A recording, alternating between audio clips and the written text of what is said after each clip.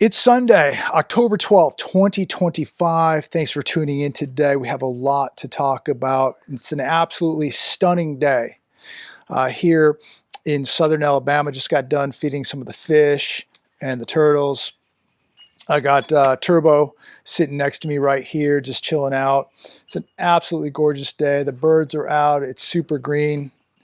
Alabama is a gorgeous, gorgeous state. It really, really is. But I feel totally blessed. Thank you, Lord, for allowing me to live here in Alabama.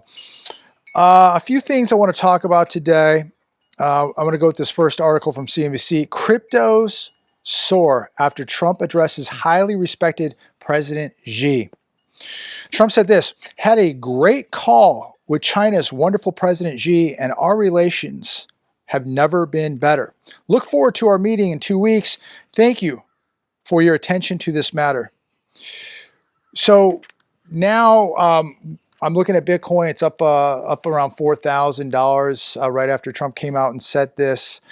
I would expect that when the futures market opens, it will be up. I would expect the markets tomorrow to be up because they're always looking for some type of good news. So I would imagine that the markets will respond very positively tomorrow with what Trump just came out and said. No doubt this is just showing us that we have to play ball with China now. Trump knows what he said on Friday, retaliating with 100% tariff on top of the 30, so 130% tariff. Look what it did to the markets. The markets will crash if we do not play ball with China now. That's just the reality of it. The markets will crash if we do not play ball with China. And as long as the markets stay up, crypto will stay up. The minute the markets crash, and they will crash, crypto will crash with the markets.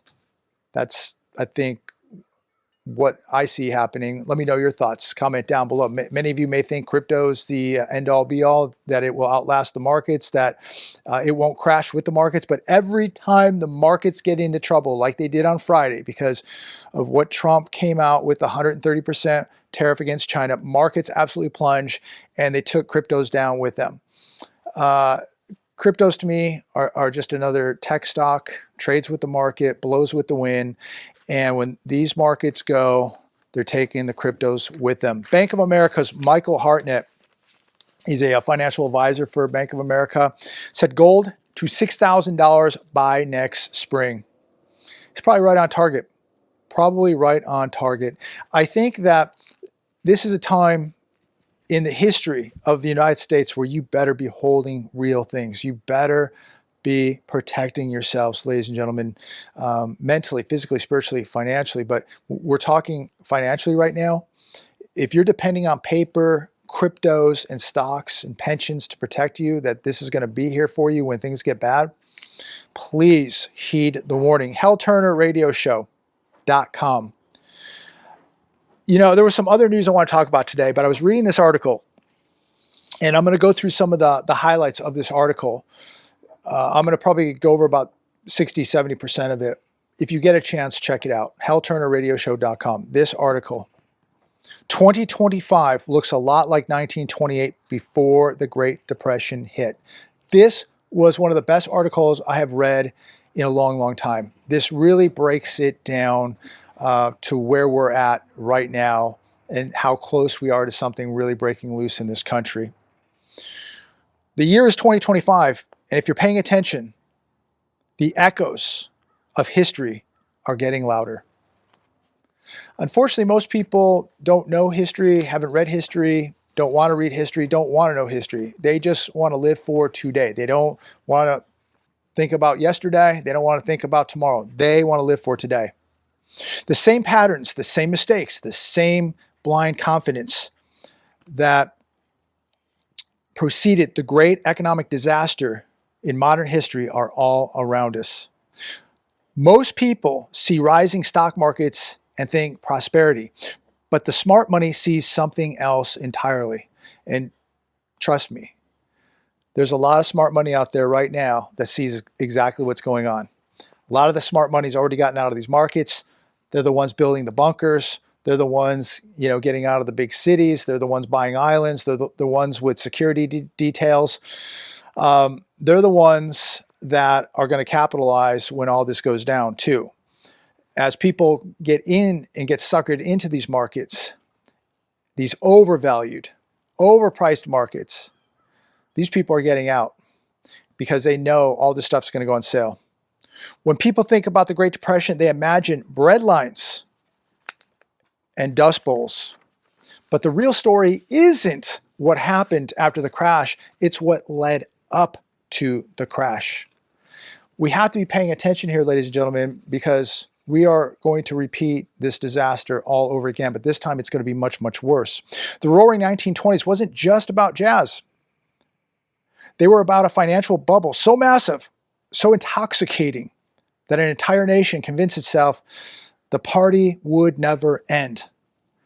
How many of you agree with that? Comment down below. I know so many people that think that this is never going to end. I see people on the television that think this is never going to end. They continue to promote this. They think it's never going to end. And you all know people that think that this is never going to end either. Sounds very, very familiar, doesn't it? It's never going to end. Here's what should terrify you. Every major warning sign that preceded the 1929 crash is flashing red right now. The wealth inequality, the speculative mania, the easy credit, the government's desperate attempts to keep the machine running. Does this sound familiar to you? The money printing, the QE, the low interest rates, the Fed buying stocks, buying bonds. They will do everything and anything to keep the machine running, including telling you everything is okay. We're not just heading towards a repeat of history, we're already living it right now. United States, 1928. The stock market had been climbing for nearly a decade. Everyone from shoeshine boys to millionaires was playing the market. Credit was flowing like water. People were buying stocks on margin, borrowing against their homes, convinced prosperity was permanent. Nothing is permanent, ladies and gentlemen. Prosperity is not permanent. Bubbles are not permanent. All-time highs are not permanent. The good times are not permanent. Tomorrow is not promised. The newspapers back in the day called it the new economy. Isn't it amazing how many times you've heard it's different this time? We have FDIC up to 250,000. It's different. We have more types of safety and regulation that wouldn't allow this to happen. Banks were lending money to anyone with a pulse. Speculation wasn't encouraged. It was celebrated as patriotic. Remember, they were telling us years ago, everybody should own a home. They still want everybody to try and buy a home right now. They want everybody to buy into the stock market.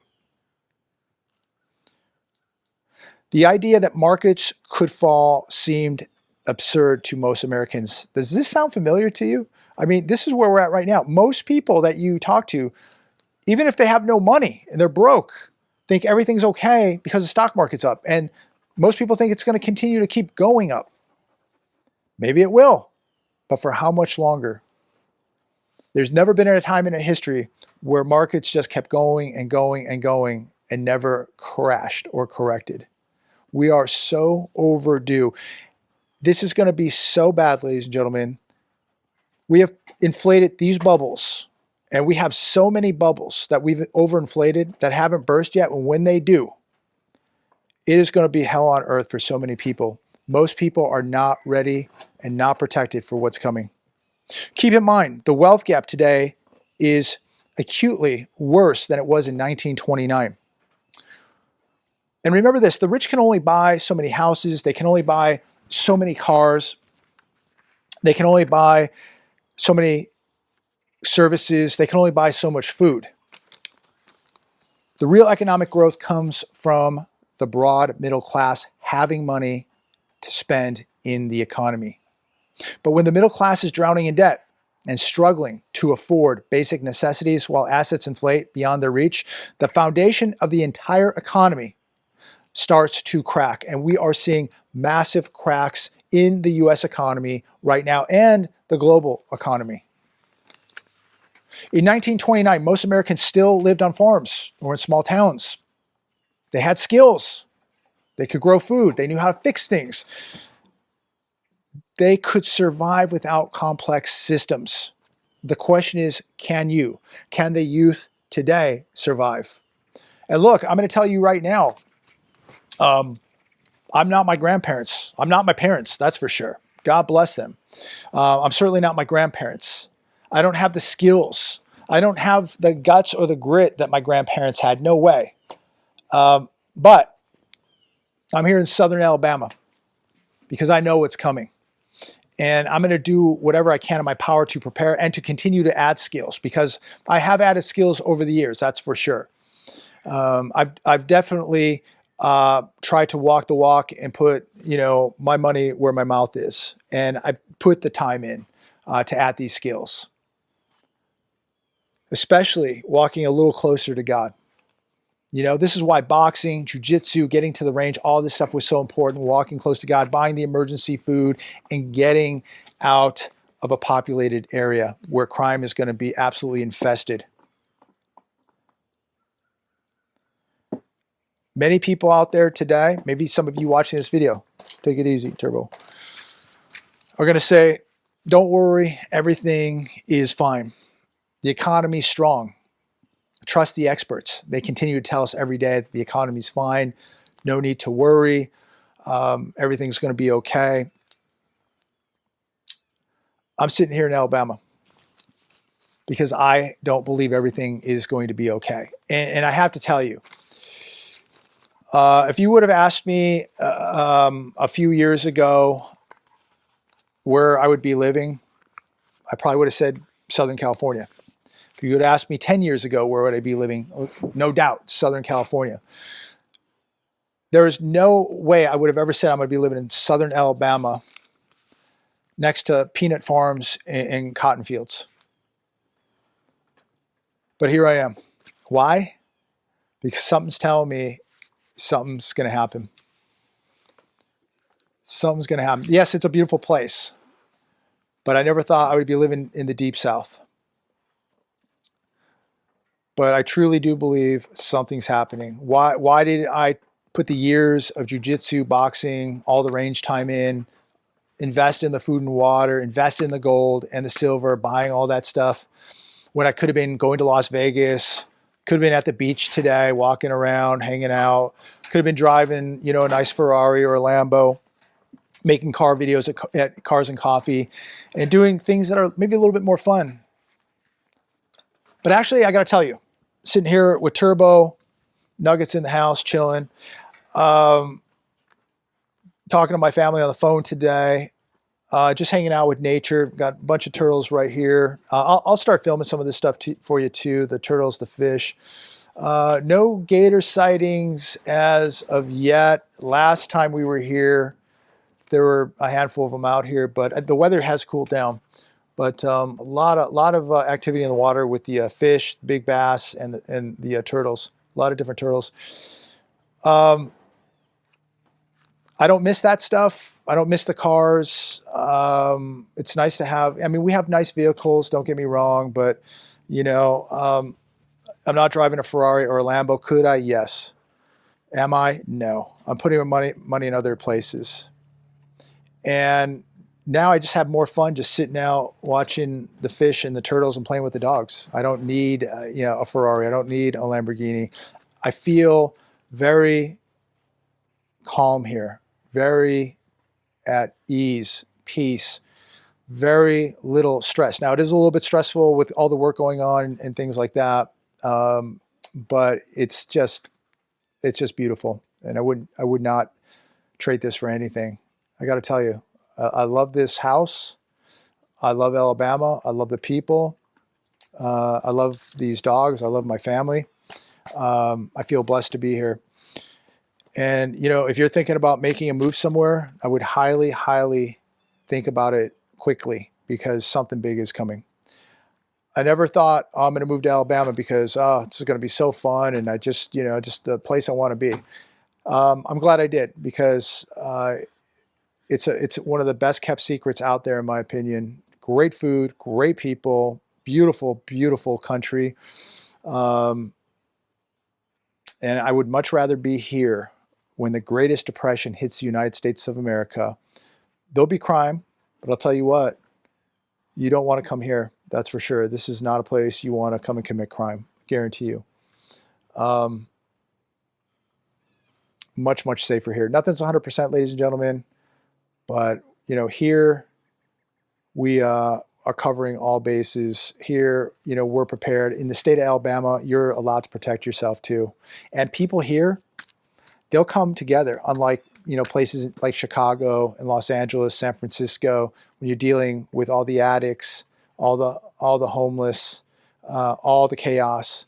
Look at the chaos in Portland now, the chaos that's been taking place over the weekend in Chicago. You can have it. I'd much rather be out here all by ourselves. Comment down below. Let me know your thoughts. Are you moving? Are you thinking about moving? Where are you going? I want to know what all of you are thinking. Are you thinking about moving to a small town? Are you thinking about going rural? Maybe you're thinking about moving to a big city. Maybe you're thinking about moving to the beach. Let us all know. Where are you going? Where do you think the best place is for your safety? Maybe some of you are moving out of the country. Personally, speaking with Bill Holter, and he did live out of the country. He lived in Costa Rica for a while and really liked it. But if they think, you have some money and you're an American, and I will say this, when this whole thing goes down, it's going to be a global depression. I'm sure America's going to take a lot of blame for it. And people around the world, I don't think really are going to care too much for Americans. And I think right now, a lot of the world does not care for Americans. So you may say, I'm going to run out to this country or that country. Maybe Switzerland, you'll be okay. But, I don't know. If you're going to Central, South America, you may have a tougher time. Let me know your thoughts on that. But things are changing. Things are really changing. So I'm going to leave it there. God bless. Take care. Talk to all of you very, very soon. We'll see what the future market does tonight, and what the markets do tomorrow. Will be very, very interesting. Again, with Trump now kind of reversing course a little bit and pumping up China with President Xi. Maybe the markets will respond in a very positive way. We'll see. Does it even matter? Do the markets even matter to you at this point? What's coming is what really should matter to you. And it's going to be a massive economic crash. It is going to be the next Great Depression 2.0. Be ready. God bless. Take care.